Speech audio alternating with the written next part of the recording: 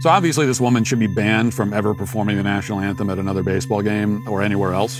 A singer named NEZZA, who no one's ever heard of, performed the national anthem at Dodger Stadium. And despite being specifically told to sing it in English, she decided to perform it in Spanish anyway.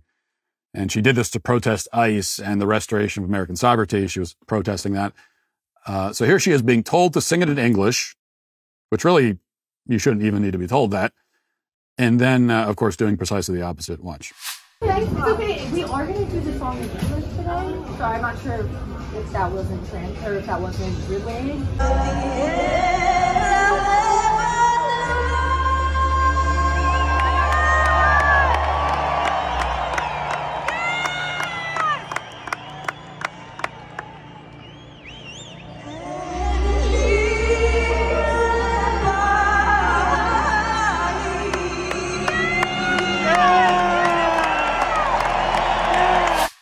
All right, so very revolting, very disgusting to hear our great anthem defiled in that way, being used as a platform for a protest.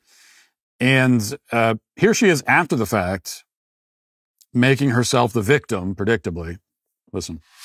All right, bear with me because I'm still very shooken up and emotional, and Anyways, I just got home from singing the national anthem in Spanish at the Dodgers game, and it is the official Star Spangled Banner in Spanish. You can Google it.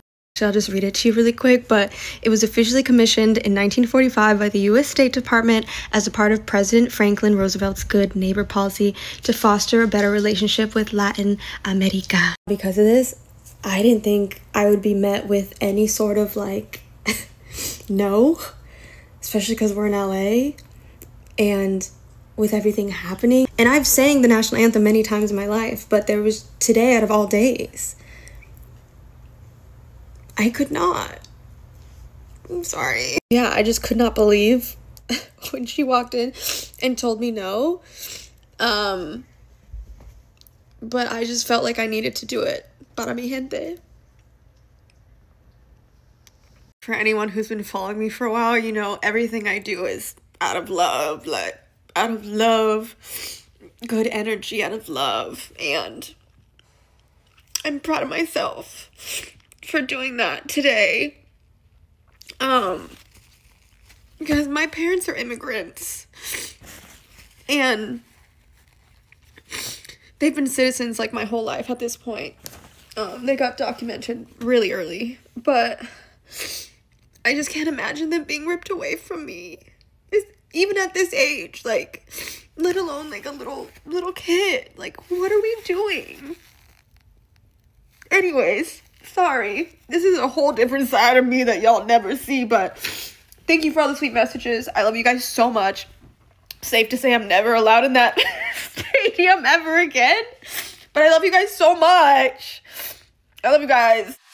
Oh, she can't believe it. She can't believe that they told her no. She really can't.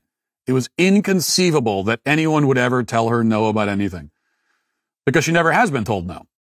So when she was told no, she didn't know what to do. She thought it was like some kind of practical joke. What is this? No? What do you mean? You're telling me no? What do you mean? What do you mean? I can't do what I want to do, but I want to do it. What don't you understand? No. Don't you understand? I want to do it. So what do you mean I can't do? It doesn't compute. So obviously this woman should be banned from ever performing the national anthem at another baseball game or anywhere else. Again, turning our anthem into a protest song on behalf of foreigners is disgusting, revolting, reprehensible. But it's the sense of entitlement that is most disturbing here. You know, we're often told about the hardworking immigrants who come here to search for a better life. And that's been true in many cases. In many cases, immigrants have come here and worked hard. Nobody denies that. I don't deny it. There's plenty of hardworking immigrants. Now, they should still be deported if they came here illegally, and there should still be a moratorium on even legal immigration. But holding those positions doesn't preclude me from acknowledging that plenty of immigrants are hard workers and they come here or have come here to work. That's been the case in many cases, sure. Again, it doesn't at all mean that we should not enforce our immigration laws. But as I've said many times before, it's like it's nothing personal. If you're here illegally, you got to go. You got to be kicked out. It's not personal. I understand why you came. So when people say, well, don't you understand? Don't you understand why they come? Wouldn't you would do the same thing in their shoes? Yeah, probably. I mean, maybe I would. But God forbid I was born in Mexico. Trust me, I'm very thankful that I was not born in Mexico. God forbid I was. Yeah, I'd want to come here.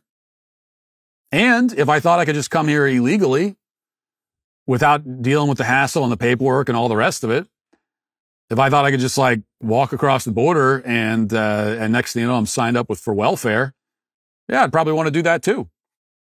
Because I'm in this case, I'm Mexican, right? So I care about myself and my family. I don't care about America or its laws. It's not my country. That's the whole point. So sure. But you still got to go. It's like this doesn't, I can concede all of that, and it does not change my position on immigration in the slightest.